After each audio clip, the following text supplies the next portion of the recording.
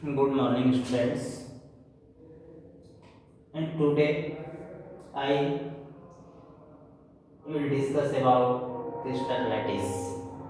मैं आज आप लोगों को क्रिस्टल लैटिस के विषय में बताना चाहेंगे, लेकिन इससे पहले मैं जो फर्स्ट और सेकेंड वीडियो अपलोड किए हैं उसमें हम क्रिस्टल सॉलिड और एमॉर्फस सॉलिड के विषय में बताया गया था। आप सभी लोग जानते हैं कि दोनों में मेन डिफरेंस क्या है। एक क्लियर हो चुका है कि जो ज्योमेट्रिकल शेप होता है, मतलब जो हमारा क्रिस्टलाइन सॉलिड होता है, क्रिस्टलाइन सॉलिड में ज्योमेट्रिकल शेप होता है जो निश्चित होता है, ठीक है। जो एमॉर्फस था उसमें इरेगुलर था, अर्थात एक रेंज में था, मतलब वो जिगजैग थे उसके ना। तो इस तरह से जो हम आप लोगों को टाइप पढ़ा है क्रिस्टलाइन सॉलिड का, और उसमें बताया गया था कि कैसे बनता है। तो रिपीटिंग यूनिट जो होती है उसमें, उसी को आज हम आपको क्रिस्टल लैटिस के फॉर्म में समझाने जा रहे हैं। वो बनता कैसे, कैसे बना है हमारा क्रिस्टलाइन सॉलिड। तो जैसे इसमें एक वर्ड आता है लैटिस। लैटिस है क्या? लैटिस मींस आप सभी लोग जानते हैं जालक होता है। जालक का मतलब समझते हैं ना, जाल। जैसे कोई भी चीज बना है तो वो छोटे छोटे पार्टिकल से मिलकर के बना है, जिसे हम लोग बहुत पहले से पढ़ते हुए आ रहे हैं मैटर्स में। तो इसी तरह जो हमारा यहाँ क्रिस्टलाइन सॉलिड के विषय में जब हमें पढ़ना है तो इसमें क्रिस्टल लैटिस को समझना मोस्ट इम्पोर्टेंट है, जिसका हम डेफिनेशन लिखे हैं। इसमें है क्या, देख लीजिए कि जो लैटिस होता है highly order arrangement of particles होता है इन ए सॉलिड। तो जब जो सॉलिड होते हैं, सॉलिड में हाईली अरेंजमेंट पार्टिकल्स का जब रेगुलर पैटर्न के थ्रू स्ट्रक्चर बनाते हैं तो इसी को हम लोग कहते हैं क्या, लैटिस या क्रिस्टल लैटिस। तो जो क्रिस्टल लैटिस होता है it led to regular geometrical shape. आप लोग देखे थे कि रेगुलर ज्योमेट्रिकल शेप, जैसे एमॉर्फस का तो रेगुलर ज्योमेट्रिकल शेप नहीं था, लेकिन जो हमारा क्रिस्टलाइन सॉलिड था उसमें रेगुलर ज्योमेट्रिकल शेप। तो जो रेगुलर ज्योमेट्रिकल शेप बन रहा है इसके अंदर, वो किसके कारण बन रहा है? इसी के कारण जो इसका highly order arrangement of particles होते हैं, ठीक है। तो ये 3 डायमेंशनल भी है। जैसे किसी भी फिगर को हम लोग देखते हैं, जैसे हम लोग फोटो खिंचाते हैं तो कहते हैं 2 डायमेंशनल है ना। फिर 3 डायमेंशनल की बात आती है, जैसे हम लोग मूवी देखते हैं तो 3 डायमेंशनल होती है। 3 डायमेंशनल का मतलब ही होता है कि जिसमें लेंथ भी हो, ब्रेथ भी हो और हाइट भी हो, है ना। जिसमें 3 साइड्स, लंबाई, चौड़ाई और मोटाई दिया, उसी को 3 डायमेंशनल कहते हैं, ठीक है। तो ये 3 dimensional arrangement of lattice point होते हैं इसमें। जो हमारा क्रिस्टल लैटिस होता है इसमें 3 डायमेंशनल है। इसकी देखिए लेंथ भी है, ब्रेथ भी है और हाइट भी है, ठीक है। तो ये जो स्पेस में अरेंजमेंट हो रहे हैं लैटिस पॉइंट, ठीक है, it is called crystal lattice. ये भी हम कह सकते हैं। मतलब आप दो तरह से इसको डिफाइन कर सकते हैं कि highly order arrangement of particles in solid is called lattice. It led to regular geometrical shape in crystal, ठीक है। एक तो यहां तक कर लिए। दूसरा ये भी डेफिनेशन दे सकते हैं कि are a regular 3 dimensional arrangement of lattice point. Lattice point क्या होता है, अभी मैं इसको क्लियर कर दे रहा हूं। Lattice point in space is called crystal lattice. तो इस तरह से क्रिस्टल है, अगर कोई भी एक क्रिस्टल सॉलिड है तो क्रिस्टल सॉलिड में इनफाइनाइट नंबर ऑफ एटम हो सकता है इसमें, मतलब ये एटम से बने होंगे या मॉलिक्यूल से बने होंगे या आयन से बने होंगे। ये सब मिल करके ये या ग्रुप ऑफ एटम भी हो सकता है, ग्रुप ऑफ एटम। तो इन सब से मिलकर के बने होते हैं हमारे क्रिस्टल सॉलिड। आप देखिए इसका हमें इंटरनल स्ट्रक्चर ही पढ़ना है क्रिस्टल का, ठीक है। तो जब क्रिस्टल का इंटरनल स्ट्रक्चर पढ़ेंगे तो देखें इसमें बहुत से पॉइंट शो कर रहे हैं, है ना। कोई वर्टेक्स में उसके कॉर्नर पे है, कोई मिड पॉइंट पे है, तो कोई कहीं है। तो इस तरह से हमें इसमें 3 कैरेक्टरिस्टिक्स मिलता है क्रिस्टल लैटिस के। तो there are many characteristics of crystal lattice. जैसे पहला देखिए, पहला पॉइंट इसमें क्या बन रहा था, जैसे each point point in A lattice is called lattice point या लैटिस साइड। इसको हम लैटिस पॉइंट कहेंगे या लैटिस साइड कहेंगे, ठीक है, जहां पे हमारा एटम्स मॉलिक्यूल्स आयन प्रेजेंट है सॉलिड के अंदर, वही पॉइंट हमारे क्या है, लैटिस साइड कहा जा सकता है, लैटिस पॉइंट। एक तो ये निकल के आ रहा है कैरेक्टरिस्टिक्स में से। दूसरा है each point in A crystal lattice represent one constant particles. एक कांस्टेंट पार्टिकल्स को ये शो करता है विच में भी मॉलिक्यूल्स और एटम्स और आयंस। जब हम क्रिस्टल लैटिस के अंदर देखते हैं तो जो हमें ये साइड मिल रहा है, यहाँ पे एक एटम होगा या मॉलिक्यूल होगा या आयंस होंगे, ये आपस में रीअरेंजमेंट में है, हाईली ऑर्डर अरेंजमेंट है इनके अंदर, ठीक है। तो मिलकर के ये लैटिस स्ट्रक्चर शो कर रहे हैं। अब देखना ये है कि ये देखना है ना, अगर यहाँ पे लैटिस पॉइंट है, यहाँ पे लैटिस पॉइंट है, एटम है, तो इनको मिलाने वाले लाइन भी इसमें दिया हुआ है, ड्रॉ किया है ना। तो इस लाइन को क्या कहेंगे, ये भी देख लीजिए। तो lattice point are jointed by straight line. देखिए ये सब क्या है, स्ट्रेट लाइन से जॉइंट हो रहा है। तो this straight line to bring out the geometrical of lattice, यही इसको एक स्ट्रक्चर प्रोवाइड करता है। देखिए अगर ये जो हमारी स्ट्रेट लाइन मिला रहा है, अगर ये ना हो, ये सब एटम रैंडम हो जाए, है ना, इनका हाईली ऑर्डर अरेंजमेंट ना हो, तो ये कैसा हो जाएगा, एमॉर्फस हो जाएगा, क्योंकि उसमें भी तो एटम मॉलिक्यूल्स होते हैं। लेकिन जब वही किसी पैटर्न पे आ जाते हैं, स्पेसिफिक पैटर्न होता है, ठीक है, तब ये जब ये मिल जाते हैं तो इससे एक हमें special structure, highly order structure show होने लगता है, जो ज्योमेट्रिकल शेप को शो करता है, ठीक है। तो ये जो हमारी लैटिस पॉइंट को मिलाने वाले स्ट्रेट लाइन होते हैं, ये सब किसके लिए रिस्पांसिबल है, for geometrical shape of lattice, ठीक है। तो इस तरह से हम क्रिस्टल ऑफ लैटिस बताए, ठीक है। अब ये देखना हमें कि अगर ये क्रिस्टलाइन सॉलिड है, क्या है, सपोज दैट मान लीजिए कोई क्रिस्टलाइन सॉलिड है, इसमें तो आप देख रहे हैं different type atom molecules ions हैं, है ना, इनका नंबर ही है, ठीक। अब ये देखना है कि रिपीटिंग यूनिट है या क्या है। लेकिन इससे पहले आप जैसे क्लासिफिकेशन थोड़ा सा इसको हम देख सकते हैं, किसका, क्रिस्टल लैटिस का। क्लासिफिकेशन ऑफ क्रिस्टल लैटिस एक टू टाइप हो जाता है, ठीक है। देखिए क्रिस्टलाइन लैटिस में भी classified as crystalline solid, classified as monoatomic or polyatomic. This classification is based on the kind of atom present in the phase. ये किस आधार पे? On the basis of kind of atom present in the phase within a lattice structure. जो lattice structure के अंदर उसके phase में जो हमारे atom present हो, उसके आधार पे classified कर सकते हैं। या तो monoatomic होगा, monoatomic का मतलब स्क्वायर है जिसमें एक ही atom हो, है ना, या पॉलीएटॉमिक भी हो सकता है जिसमें पॉली मींस बहुत, एटॉमिक मींस एटम। तो इसका डेफिनेशन हो जाता है कि if there is only one type of atom, अगर कोई भी एक ही प्रकार के एटम से बना हो, ठीक है, जितने भी एटम हैं, अगर ये सेम एटम हो तो ये मोनोएटॉमिक हो जाएंगे। क्या हो जाएंगे, मोनोएटॉमिक, ठीक है।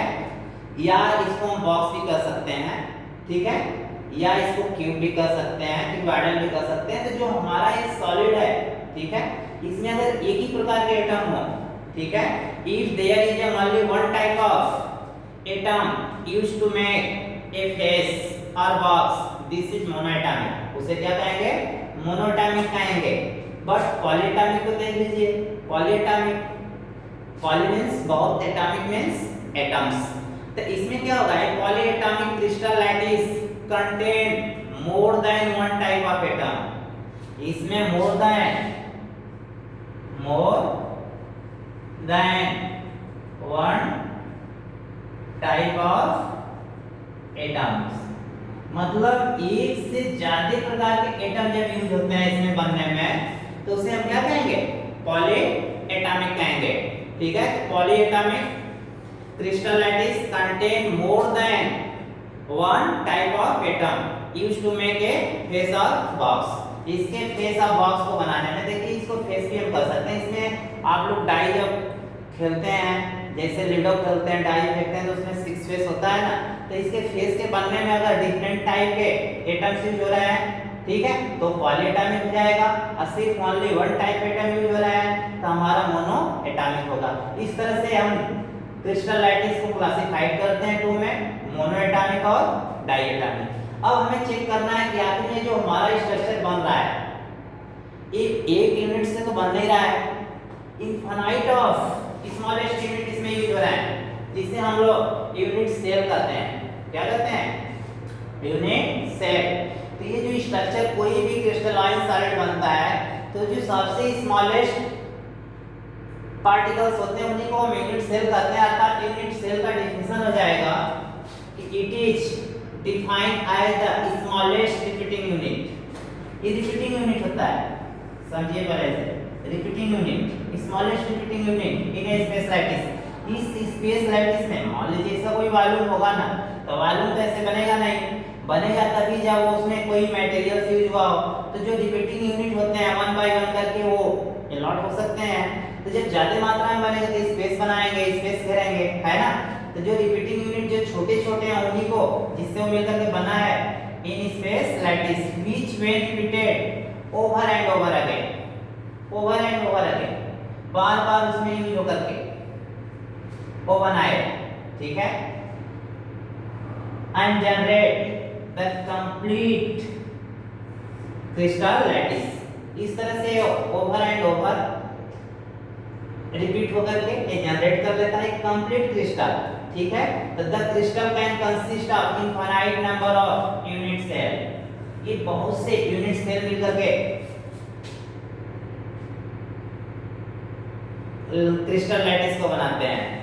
तो I request you to watch this video and make notes. इससे पहले मैं अभी रेज करने जा रहा है, यूनिट सेल का फिगर बनाना है, ठीक है।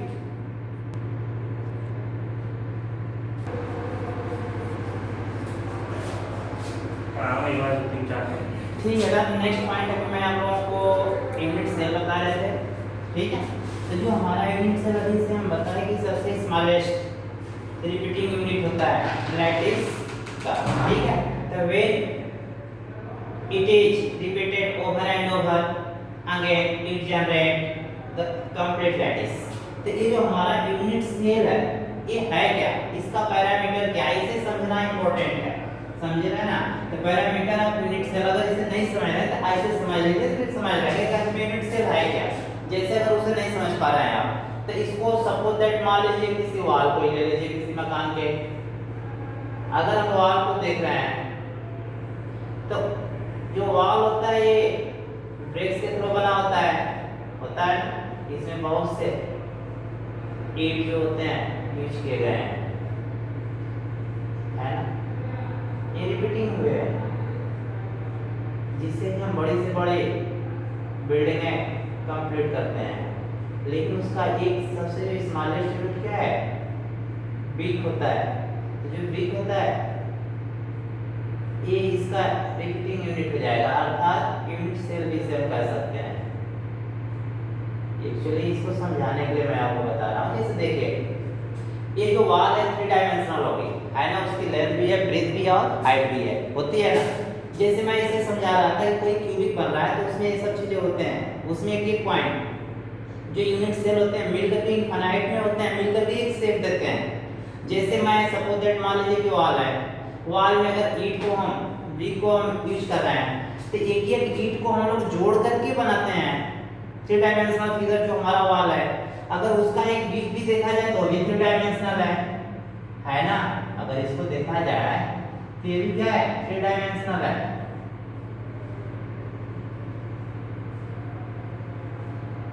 ना, ये भी 3 डायमेंशनल होता है।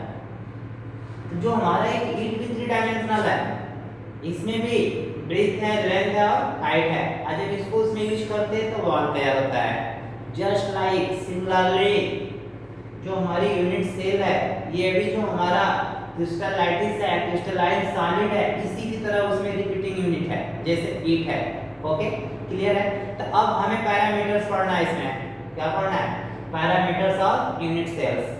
तो यूनिट सेल्स के कितने पैरामीटर्स होते हैं आप सभी लोग जानते हैं या पढ़े होंगे आप लोग। तो उसमें आप देखे होंगे कि इसके 6 पैरामीटर्स होते हैं। पहला तो ये जान लीजिए कि जो हमारा रिफ्टिंग यूनिट है इसमें देखिए यहाँ से यहाँ तक देख लीजिए, लेंथ होगा, ये देखिए ब्रेथ होगा, और यहाँ देखिए हाइट होगा।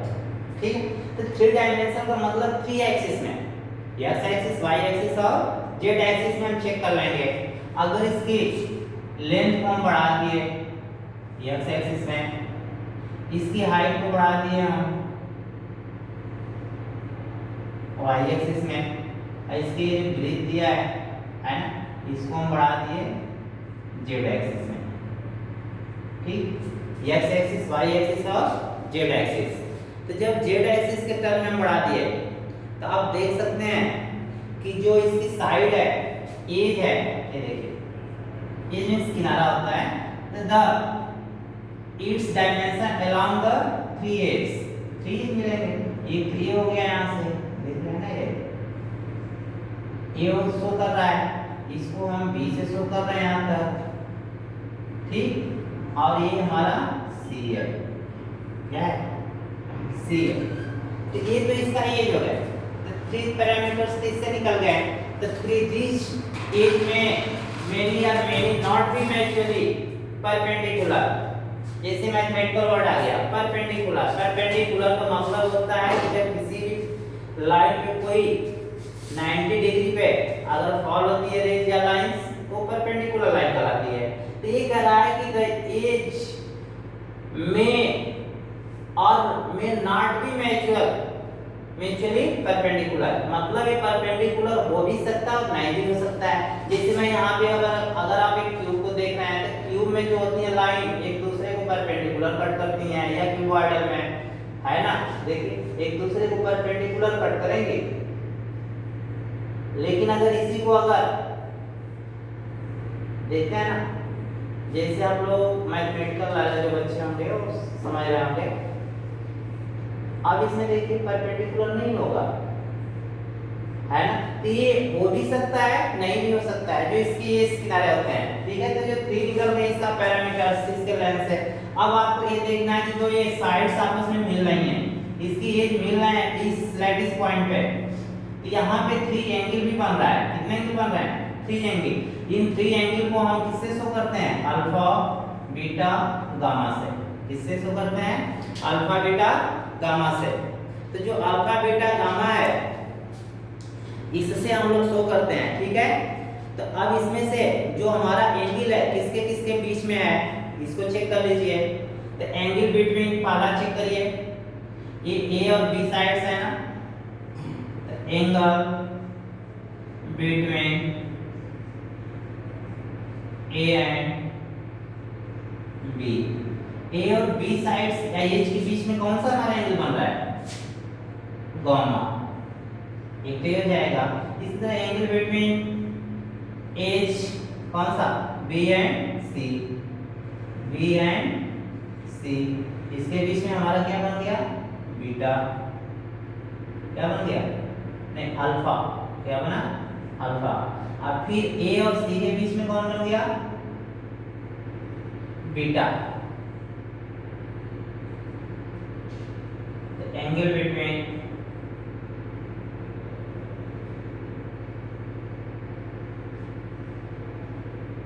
सी एंड ए, यहाँ हमारा हो गया बीटा। जैसे इसमें देखिए 3 पॉइंट पे निकल गया, गामा एंगल, अल्फा एंगल और beta angle.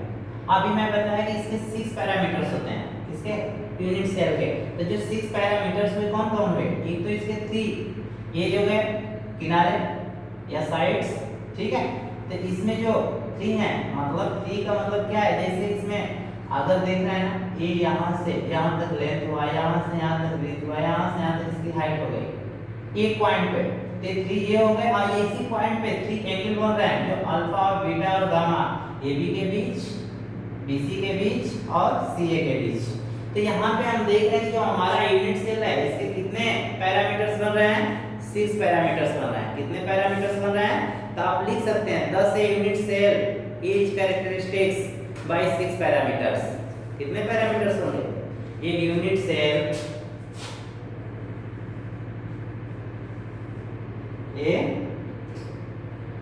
unit cell has 6 parameters.